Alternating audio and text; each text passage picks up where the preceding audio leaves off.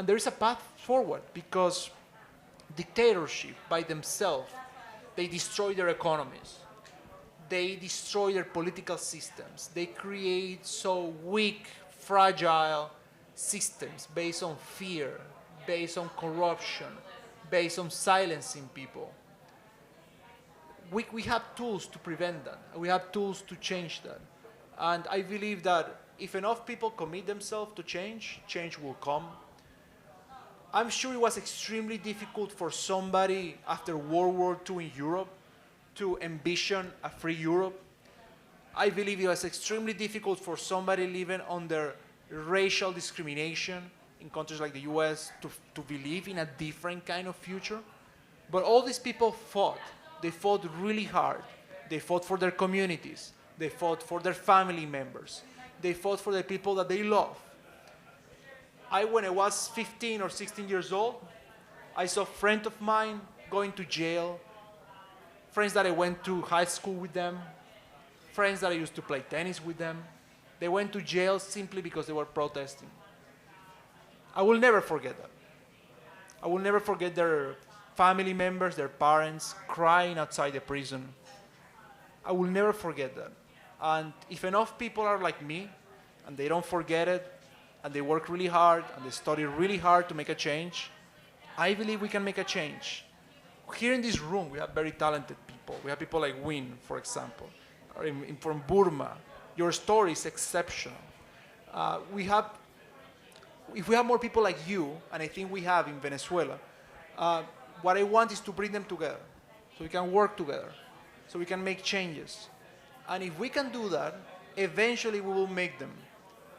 It will be extremely difficult, extremely painful. Many people will go to jail. Many people will lose their bank accounts. It's just the smallest thing in the world compared of being tortured in a place like Venezuela. But we are willing to do it, and we are willing to fight for it because we only have one life in this world. There is no second chance. There is no another kind of opportunity. So right now, in this moment, the best effort that I can make is this one. We have in a very bad situation, but we have a very good opportunity. We have a very good country of good people, and that's what we will fight for. Maybe we will not succeed in the short run. Maybe the situation will become even more difficult, but we need to keep fighting. We need to keep grinding.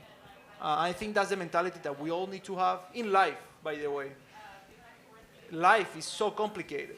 The more that you experience life, the more you realize that to have anything good, you need to really fight for that. Nothing is taken for granted. And if somebody gives you something and you don't fight for it, you don't enjoy it either. So maybe it is a blessing, the situation that I am. And that's the way I like to look at it. So that way you are motivated every day to work really hard. And at the same time, even if I don't make changes in my country, I really hope that these few minutes that I'm spending with you gives you perspective at the same time. You live in such an important, such a good position compared to 99% of the world. Somebody that comes from a very poor country, let's say in Africa or in Latin America, they have 1% of the opportunity that you guys have here. With all the problems that exist in this country, you have very good opportunities.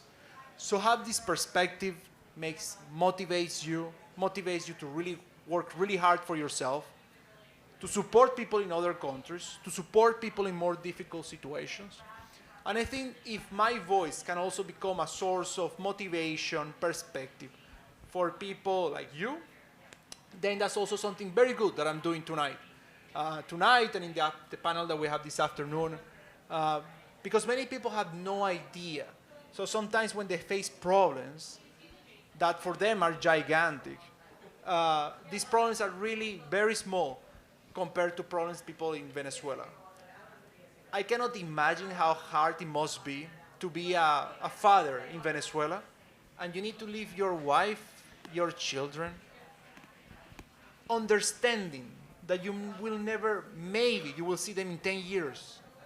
Imagine this feeling. It must be so heartbreaking to be separated in that way. But they do it understanding that that's the only way to feed their children. They have no other option. They have to take a bus, and they have to go to Colombia, and they have to work. Salaries in Colombia are still bad salaries, but it's better than in Venezuela.